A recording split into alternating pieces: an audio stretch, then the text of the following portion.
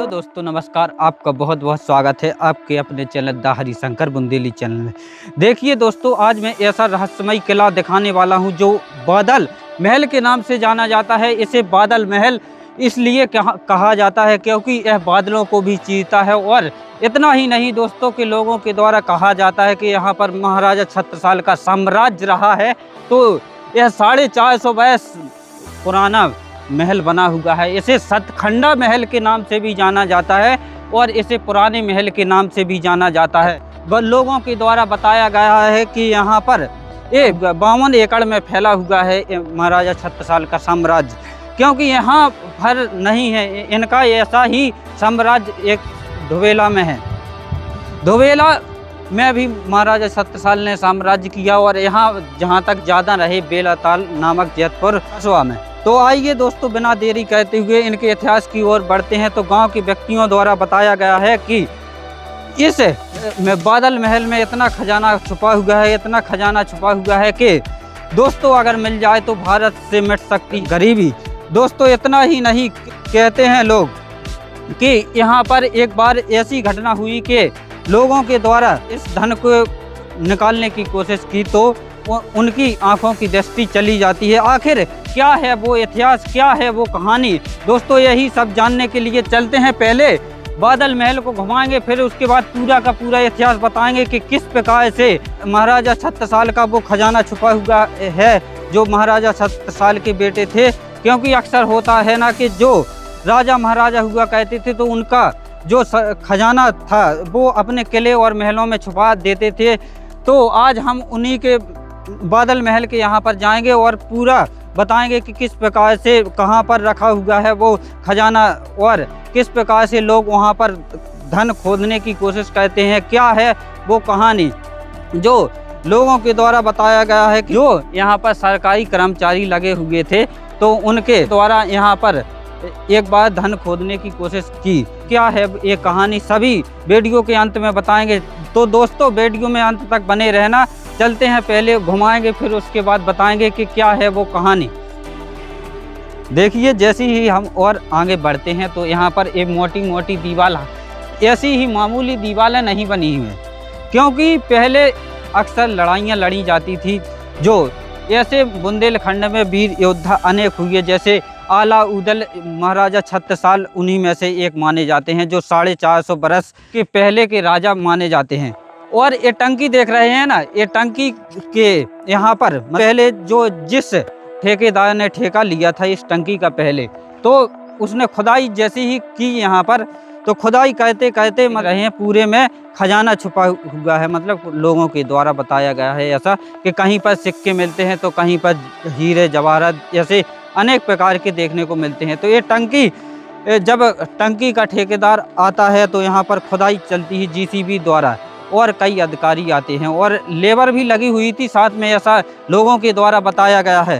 तो जब वह जीसीबी द्वारा मतलब खुदाई चलती है तो उन्हें धन मतलब खजाना मिल जाता है और खजाना मिलता है तो ठेकेदार अपने पास रख लेता है और लेबर और जीसीबी के जो ड्राइवर था उन्हें कहता है कि सब रात्रि में बंटवारा करेंगे, मतलब सभी का हिस्सा बराबर लगेगा। इस प्रकार से लोगों के द्वारा हमें सुनने को मिला है। और जब ऐसा ही मतलब वह कहते हैं और लोगों का इंतजार रहता है कि रात्रि होगी और रात्रि में जब हिस्सा बराबर हो जाएगा तो ठेकेदार हमें देने के लिए आ जाएगा। लेबर और जीसीबी का ड्राइवर यहाँ पर मतलब यही सोच रहा था। और जब उसके बाद सुबह हो जाती है और ठेकेदार यहाँ से मतलब रात्रि में जाने इतनी दूर निकल जाता है कि आज तक वापसी नहीं आता है। और फिर उसके बाद मतलब लोगों ने फिर अनेक व्यक्तियों को बताई और अनेक व्यक्तियों ने फिर हमें बताई। यही सच्ची घटना है ये कम से कम 50 वर्ष पुरानी बात कर रहा हूँ, लोगों के द्वारा हमें सुनने को मिला है। फिर उसके बाद और ठेकेदार को यह टंकी का ठेका दिया जाता है। फिर उसका निर्माण आज हमें इस प्रकार को मिलती है कि एक रहस्यमय कहानी बना देती है यह टंकी। यह दोस्तों बेलाताल नामक जैतपुर में इस प्रकार से अनेक किले और महल और यह गांव में ऐसे अनेक मंदिर भी हमें देखने को मिलेंगे कि जो एक रहस्यमय कहानी बना देती है और बुंदेलखंड की ये धरोहर हैं। तो आज हमें कुछ इस अनेक प्रकार की। देखिए हम और आगे आते हैं तो यहाँ पर हमें एक प्रकार से फिर देखने को मिलती है एक नदी टाइप में। यहाँ पर पहले पानी भरा जाता था, मतलब इसी तालाब का पानी यहाँ पर भरा रहता था कि कोई भी दुश्मन इस तरफ से आए तो इस पानी के द्वारा मतलब पानी से निकलना पड़े, तो इस सुरक्षा के तौर पे माना जाता है। आज हमें एक किला देख रहे हैं ना, ये मामूली किला नहीं है। क्या है इसकी खासियत और क्या है इसके रहस्य, आज दोस्तों मैं सभी खुलासा करूंगा। और दोस्तों इतना ही नहीं, चलते हैं पहले वहीं पर जाएंगे और फिर सभी इतिहास बताएंगे कि क्या है बादल महल का इतिहास।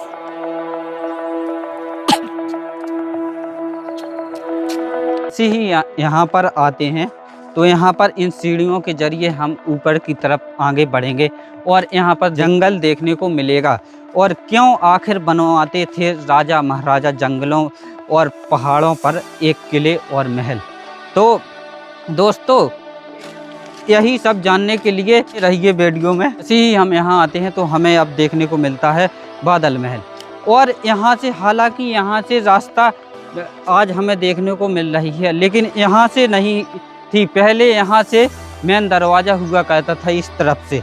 लेकिन आज हमें इस महल में कहीं से भी दरवाज़ा अंदर जाने के लिए नहीं देखने को मिलता है। हम आज जाएंगे, इस मोटी दीवार है तो मोटी दीवार पर चढ़ के जाएंगे दोस्तों, और आपको पूरा महल दिखाएंगे बादल महल। ऐसे ही यहाँ पर आते हैं तो यहाँ पर पहले और ऊंची दीवारें हुआ करती थी कि ताकि कोई दुश्मन इस पर मतलब आक्रमण ना कर सके। आज हमें इस प्रकार से टूटी दीवारें देखने को मिल रही हैं और जिससे हम जा रहे हैं। और यहाँ पर हमें इतनी बड़े बड़े पत्थर देखने को मिल रहे हैं, केवल पत्थर और चूना पत्थर से मिलकर बना हुआ है यह बादल महल। देखिए कुछ इस प्रकार से हमें आज की अवस्था में देखने को मिल रहा है। और ये धरोहरें जो 450 वर्ष पुरानी थी आज हमें टूटी देखने को मिल रही हैं कुछ इस अवस्था में। और यहाँ पर भी देखिए यहाँ आते हैं तो यहाँ पर कुछ सैनिक तैनात रहा करते थे उस समय पे, और इस यहाँ पर खड़े रहकर चारों तरफ से नज़र घुमाए रहते थे ताकि कोई मतलब इस महल पर लड़ाइयाँ हुआ करती थी तो कोई आक्रमण ना कर सके। जैसे ही और यहाँ आते हैं तो यहाँ की दीवार भी टूट चुकी है, तो हम अंदर जा रहे हैं और यहाँ देखते हैं तो हमें पेड़ पौधे देखने को मिल रहे हैं। जैसे ही और अंदर आएंगे, ये जैसे ही यहाँ आते हैं तो यहाँ पर इस प्रकार के हॉल आखिर क्यों बनाए जाते थे, क्योंकि जब यहाँ पर सेना तैनात रहा करती थी तो इसी छोटे छोटे से हॉल हमें देखने को मिल रहे हैं। तो यहाँ पर दुश्मनों को देखा करते थे सैनिक।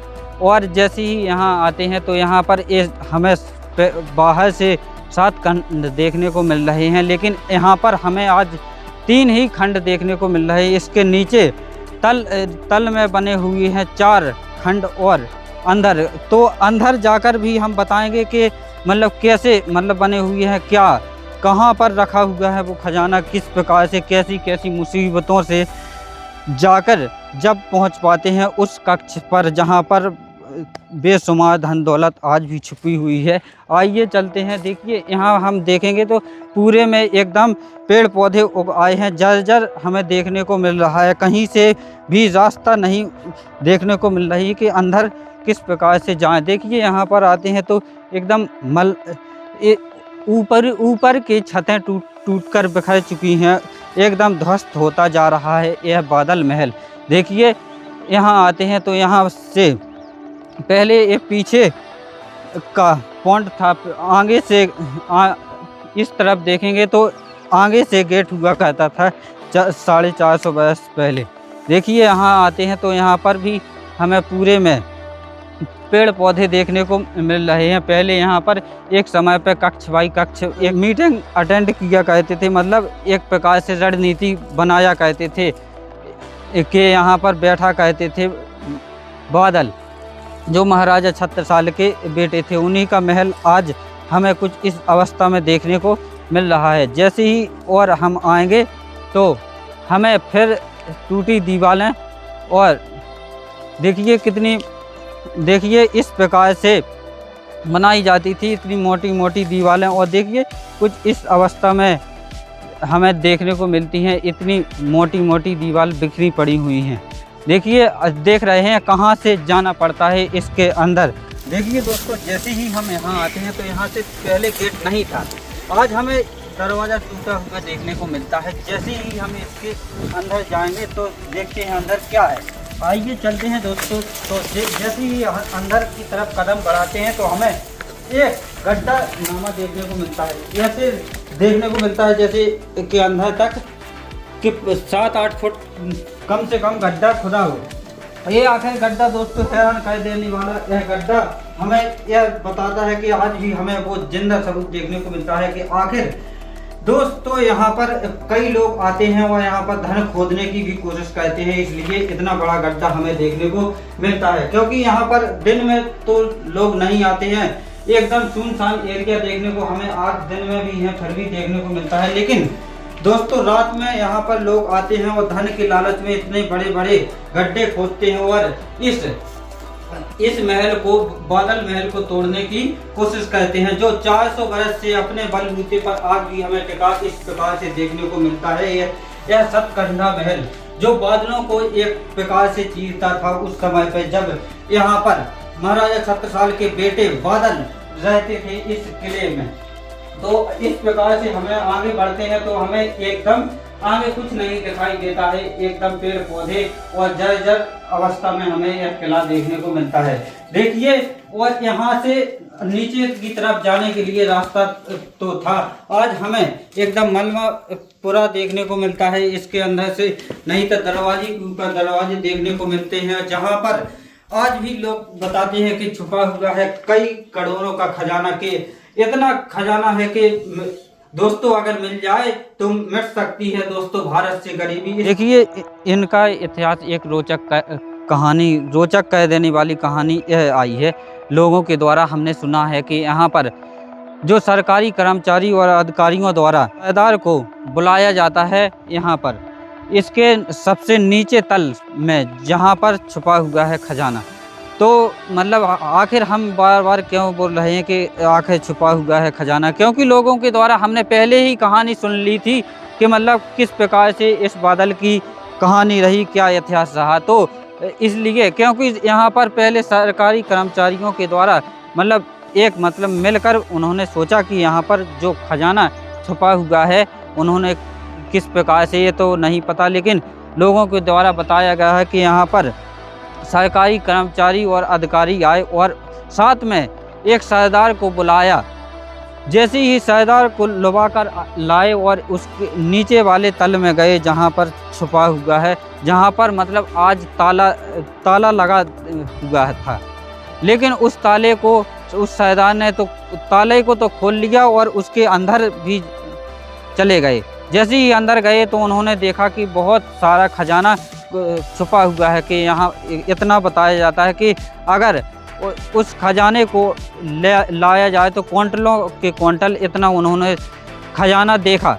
जैसे ही खजाना देखा और अंदर गए तो अंदर जैसे ही अंदर जाते हैं वो लोग तो उन्हें एक लाल रंग का सांप बड़ा भारी देखने को मिल जाता है। जैसे ही वह सांप देखते हैं तो मतलब वो डर जाते हैं। जैसे ही सांप से तो मतलब उन्होंने छुटकारा पा लिया, मतलब यह सांप वह तरफ चला जाता है।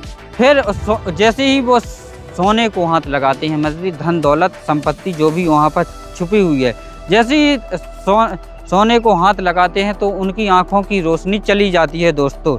इतना ही नहीं दोस्तों, क्योंकि जैसे ही उनकी आँखों की रोशनी जाती है तो फिर आकाशवाणी होती है, यानी कि ऑटोमेटिक आवाज़ आ जाती है कि इस खजाने को अगर ले जाओगे तो मतलब आप जीवन भर देख नहीं पाओगे, आँखों की रोशनी चली जाती है उनकी। जैसे ही उन्होंने कानों से सुनाई दी आवाज़ तो उन्होंने खजाने को वापस रख दिया और ऐसे ही मतलब अंधे थे तो बाहर आ जाते हैं ऑटोमेटिक, मतलब फेंक दिया जाता है उनको वापसी, मतलब इसी महल के बाहर। तो ये फिर वो लोग जो थे अधिकारी और कर्मचारी फिर यहीं पर व्यक्तियों को बताते हैं कि किस प्रकार से मतलब वहाँ पर खजाना छुपा हुआ था।